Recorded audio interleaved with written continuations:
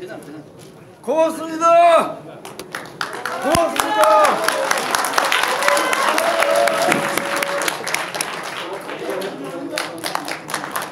잘 좋다. 예, 1980년경 광주에서 있었던 5.18 관련 실제 상황을 제가 보고 겪었던 사실들만을 말씀드리겠습니다.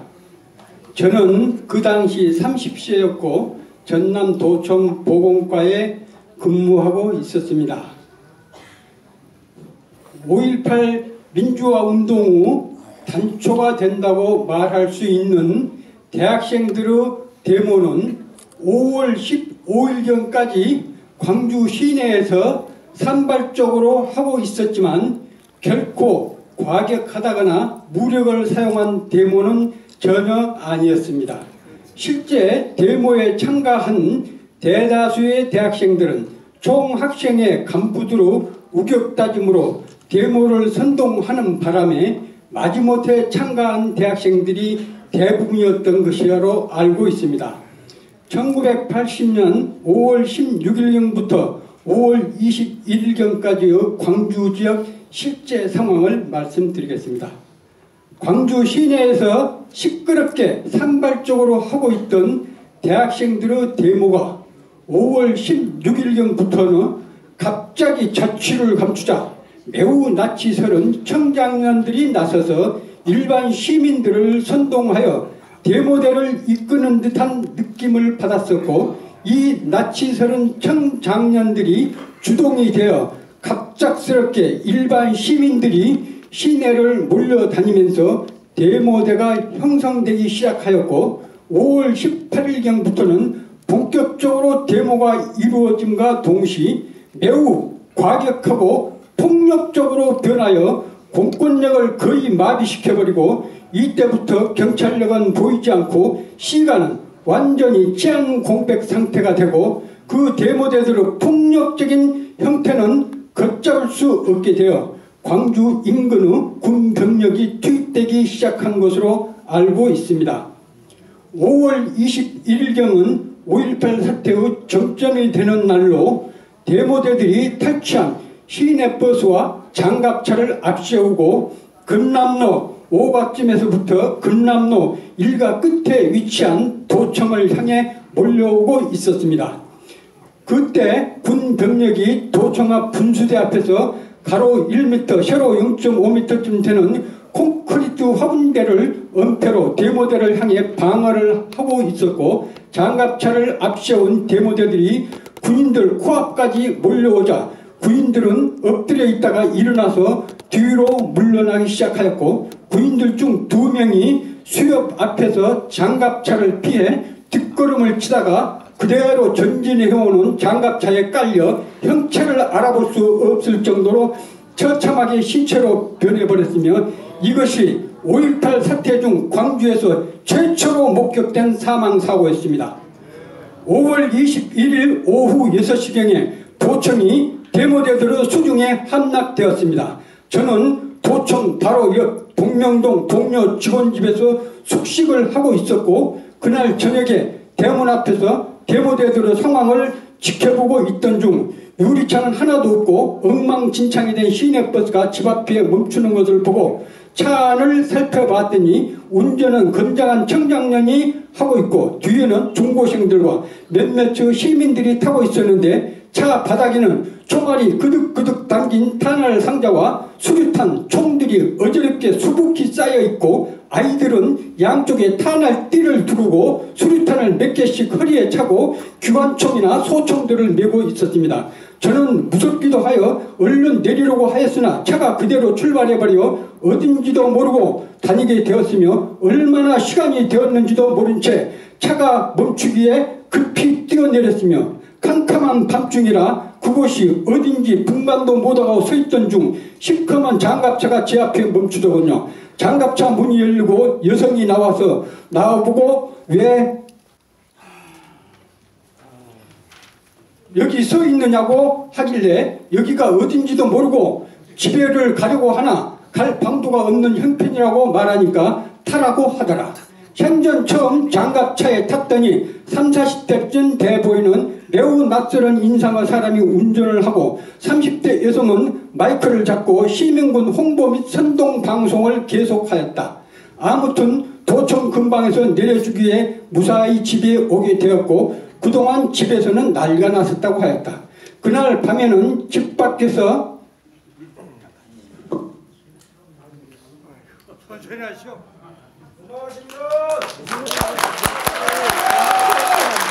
그날 밤에는 집 밖에서 들려오는 발자국 소리와 매캐한 연기 때문에 잠도 제대로 이루지 못하였고 아침에 나와보니 집 옆에 있던 세무사가 흔적도 없이 불에 타버렸고 MBC 방송국은 반쯤 탄 채 샷다가 심하게 찌그러져 있었고 시내는 곳곳에 타이어 등으로 도로를 차단하고 불을 질러 온 시내가 전쟁 직후 폐허 상태와 같았다.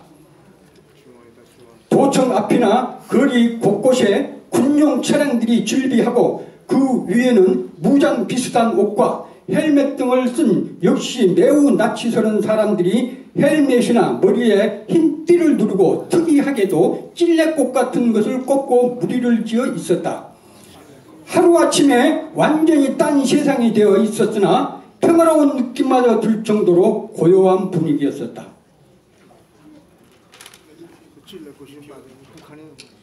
5월 22일경에는 시내는 교통수단이 없어서 무장 시민군들이 운전하는 군용 트럭들이 일반 시민들의 운송수단이 되어 있었다.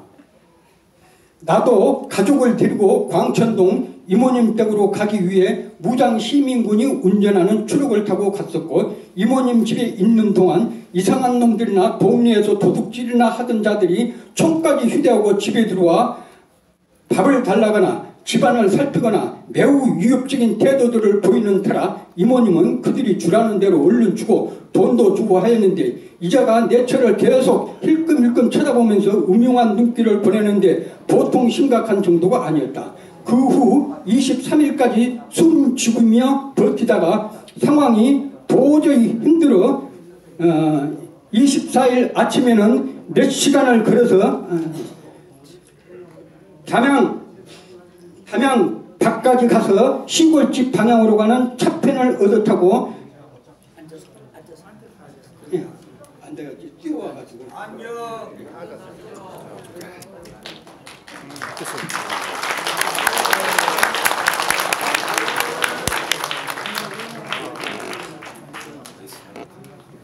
완전히 전쟁이었네.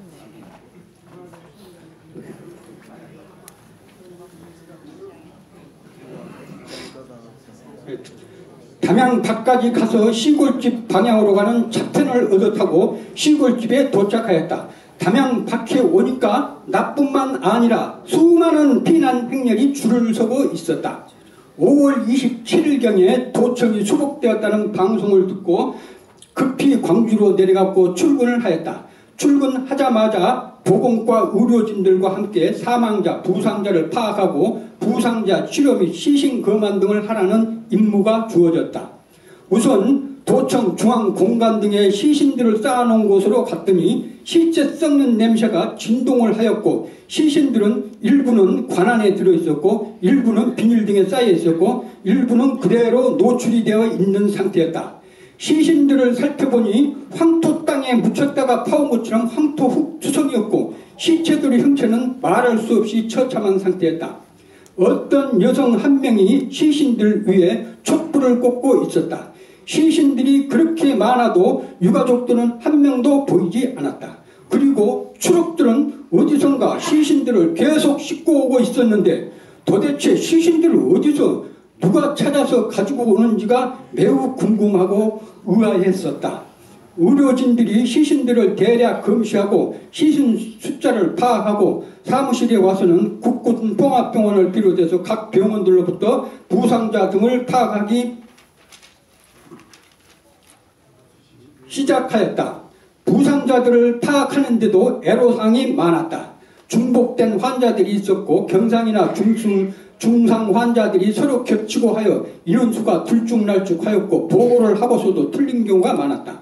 부상자들의 인적사항은 파악이 되었지만 사망자들의 인적사항은 파악하기가 거의 불가하여 시신들을 관해놓고 방부제와 탈취제들을 쏟아붓고 시신들을 모두 도청 앞 상무관으로 옮겨서 유가족들이 시신들을 확인하도록 조치하였다.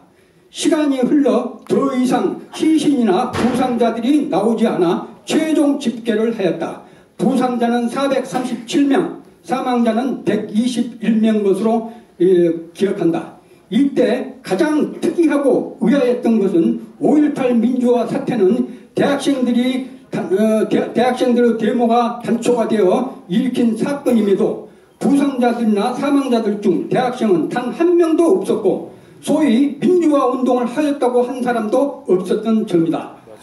당시 도청에서 부상자나 사망자들을 파악하고 치료 등을 해주는 담당 실무자는 나였으나 도청 직원들은 물론이고 심지어는 보건과 직원들조차 거의 관심이 없었고 과장님과 도지사님만 업무를 챙기신 정도였고 오로지 저 혼자서 5.18 관련 모든 업무를 수행하였다. 5.18 사태는 처음부터 끝까지 대학생들과 일부 시민들이 데모를 하다 어쩌다가 이런 사태로까지 발전한 것으로 보고 도청 직원들이나 대다수의 시민들은 5.18 사태를 전혀 대수롭게 여기지 않았었다.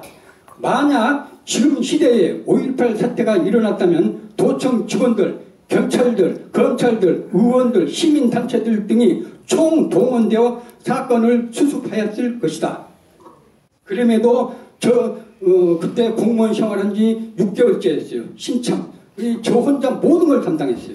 그 후 여론들은 사망자가 500명에서 5,000명은 될 것이라는 말이 대세했으나 저는 그런 여론에 코순치고 있었다. 당시 부상자에게는 400만원, 사망자에게는 600만원씩을 무조건 지급하기로 하였고 또 내 가족이나 친척들이 행방불명이 되었거나 다쳤다면 신고하거나 찾아 나서지 않을 사람들이 어디 있었겠는가 하는 생각 때문이었다. 그 후에 광주시가 광주광역시로 승격되는 바람에 5.18 관련 업무가 도청에서 광주광역시로 이관되었고 5.18 사태가 점점 민주화 운동으로 변질되고 광주광역시와 5.18 관련 단체들과 주로 좌익 성향의 유력 정치인들이 합시하여 부상자들에 대해서는 전혀 이견이 없었고 사망자들에 대해서만 당시 행불자 등을 대상으로 숫자 파악에 나섰으나 순전히 자기들 입맛대로 부풀린 숫자가 154명으로 공식적으로 최종 발표를 하였었다. 저는 거기까지인 줄만 알고 있었는데 2015년경에 우연히 망월동에 있는 5.18 국립묘지에 들리게 되었는데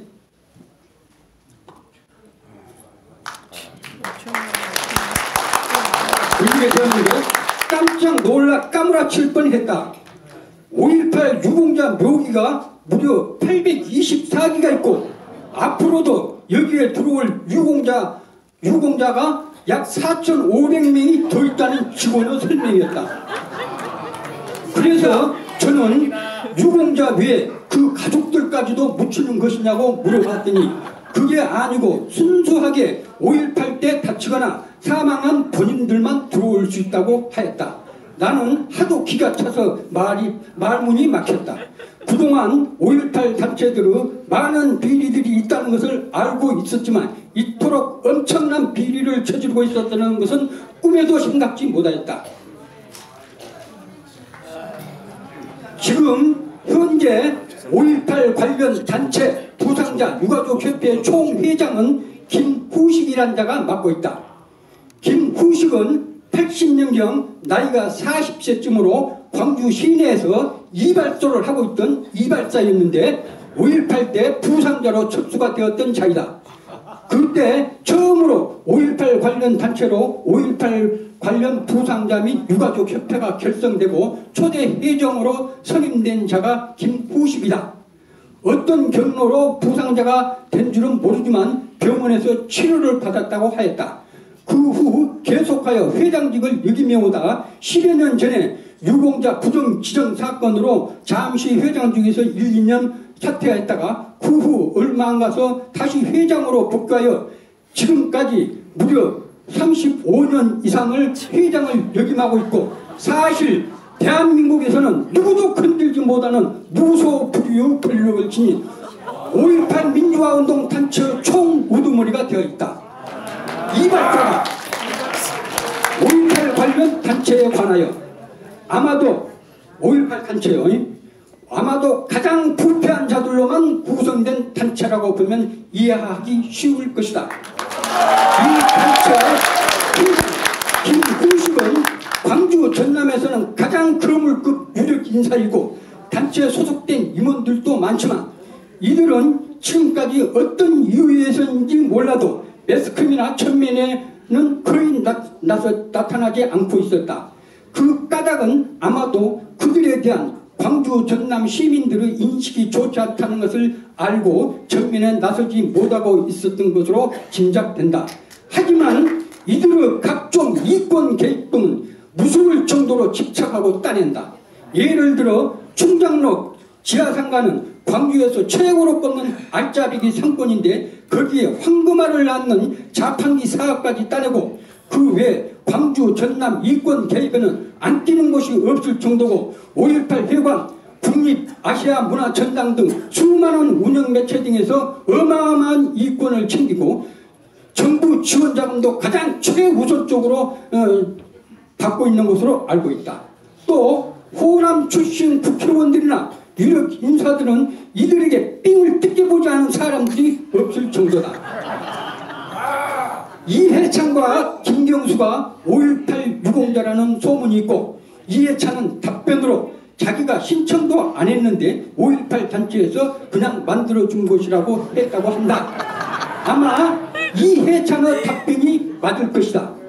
5.18 단체에서는 이해찬뿐만 아니라 많은 국회의원들이나 유력 인사들에게도 방패막으로 5.18 유공자증을 만들어준 것으로 충분히 신진이 간다. 모든 사람들이 가장 궁금해하는 것이 5.18 사태 주동자 및 시민군의 실체와 시민군 본부, 시민군 본대일 것이다. 시민군. 저보다 몇 살 아래인 사람이 20여 년 전부터 같은 아파트, 같은 동에 살면서 지금까지 매우 친하게 지내오는 사람을 소개한다. 5.18 당시 부부가 자영업을 해오고 있었고 5월 21일경에 시내로 볼일을 보러 가기 위해 집을 나섰으나 모든 교통수단이 끊긴 상태라 할 수 없이 소위 시민군이 운행하고 있는 추록을 탔다. 추록을 탔지만 운전수가 가는 대로 가다가 적당한 곳에 이르면 내려달라고 할 참이었는데 운전수는 자기 마음대로 한없이 화순 쪽으로 차를 몰아 도착한 곳이 생전 처음 와보는 화순 어느 산골 마을이었다. 거기에는 이미 몇백 명이 와 있었다고 한다. 먼저 와 있는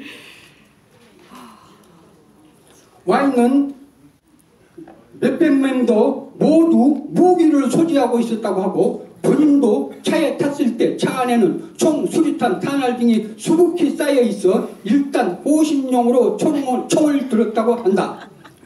마을에 도착하니 처음에는 몰랐지만 그 마을 이양 가족이 주축이 되어 동네 부인들이 하루 30씩 밥을 계속 해주었다고 하고 그곳에서 5월 21일부터 5월 27일까지 있다가 도청이 수복되었다는 방송을 듣고 7일 만에 광주로 돌아올 수 있었다고 한다.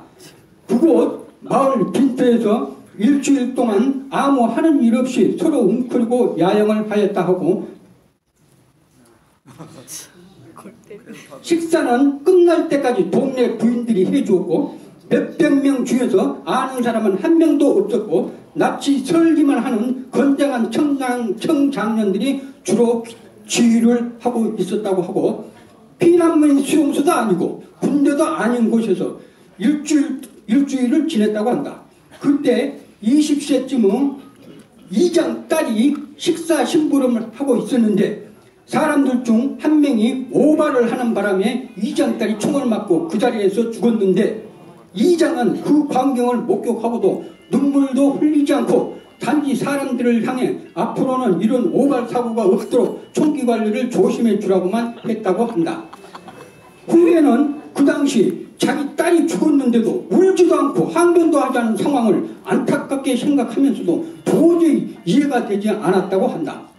당시 화순 주남마을에서 사람들이 가장 많이 죽었고 후배 말로는 시민군들이 사람들을 태우고 주남마을을 통과할 때 주남마을 산 위에 미리 매복하고 있던 자들이 추르그 바퀴를 중점 총격을 하여 추르그를 전복시킨 다음 차에 타고 있던 사람들을 향해 무차별 총격을 가하여 그때 많은 사람들이 죽었다. 그 당시 주남마을 산에서 매복하고 있던 자들에 의해 군인들도 많은 사상자가 발생하였다고 한다. 요약하자면 후배가 머무르고 있던 곳이 시민군 본부요 시민군 본대였고 그곳에 있던 몇백 명의 사람들은 본인도 모르는 사이 시민군 아닌 시민군이 되어 있었고 이들 시민군 아닌 시민군들이 소위 말하는 시민군의 실체였던 것이다. 마을 사람들도 세상이 무비천지가 되고 어디로 나갈 곳도 없어 하는 수 없이 시민군 아닌 시민군들의 취사병 노릇을 하게 된 것이라고 한다. 후배가 7일 동안 그곳에 있는 동안 집에서는 난리가 났었고 온 가족들이 후배를 찾아다녔다고 한다. 5.18이 진압되고 난 후 후배에게도 시민군으로 본대에 있었으니 5.18 유공자가 될 수 있다고 5.18 유공자로 신청하라는 주의 권고도 있었지만 본인은 5.18 민주화 운동과는 전혀 관련이 없었기에 양심상 도저히 유공자로 신청할 수가 없었다고 하였다. 위와 같은 상황을 짐작해 보건대 시민군 아닌 시민군을 만들어 놓은 것은 사전에 짜놓은 치밀한 작전으로 보인다. 시내에서 교통수단을 제공하는 척하여 사람들을 태우고 화순 마을로 데리고 오고 또 미리 무기들을 차 안에 놔두고 사람들로 하여금 자연스럽게 무기를 들게 하여 무장을 시키고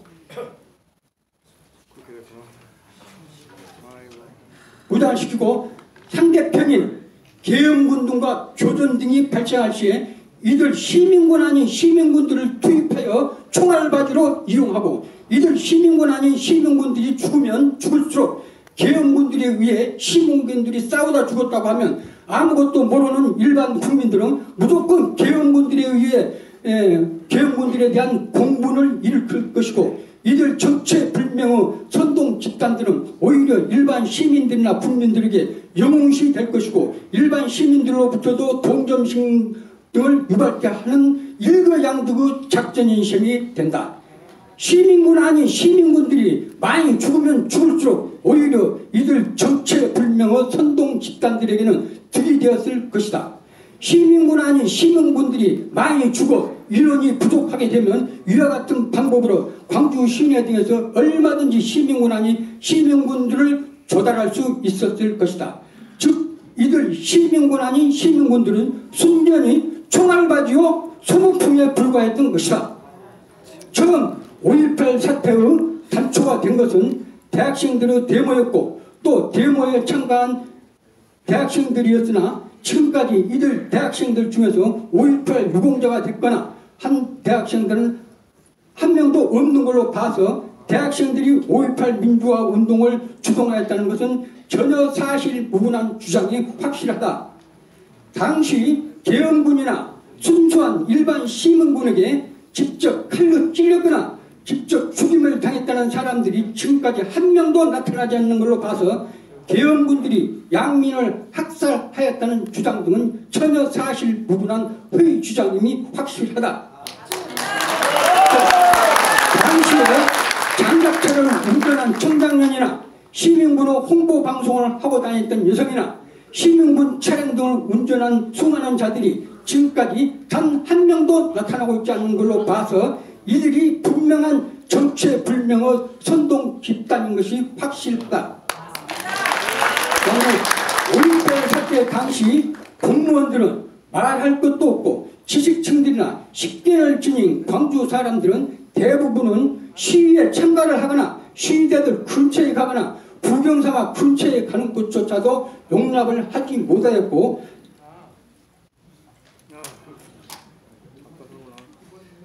자식들이나 가족들에게도 엄히 타이르곤 하는 분위기였다. 그런데 누가 5.18 민주화 운동 투쟁을 했다는 말인가? 그 당시 광주 시민들 대부분은 무서워서 집 밖에 나오지도 못하고 대문을 꼭꼭 걸어잠그고 숨죽이며 지내고 있었다. 저는 그동안 김대중과 김영삼이가 5.18 사태를 민주화 운동으로 둔갑시키고 좌익 성향의 정치인들이 합시하여 5.18 사태를 완전한 민주화 운동으로 법제화하여 허구 5.18 관련자들이 어마어마한 국고를 빨고 있는 현실을 보며 피가 거꾸로 솟는 듯한 감정을 얻으며 지금까지 수십 년을 지내왔었다. 끝으로 김한원 씨가 5.18 사태가 허구라는 사실을 주장하는 것을 계속 지켜보고 오던 중 5.18 단체들과 광주 검찰들이 김한원 씨에 대한 무수한 린치를 가하는 것을 보고 치를 떨었고 저 역시 5.18 단체들과 광주 검찰들이 린치를 가해오면 죽기를 각오하고 저희 의지를 만천하에 밝히는 바입니다.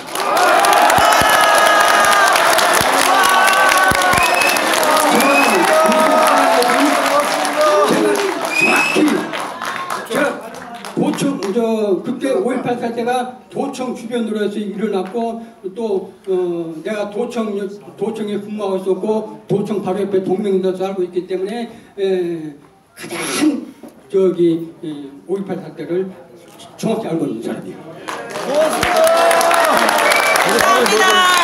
이렇게 오늘 이렇게 소중한 자문해 주신 우리 전 선생님께 다시 한번 감사하면서 큰 박수 부탁드립니다.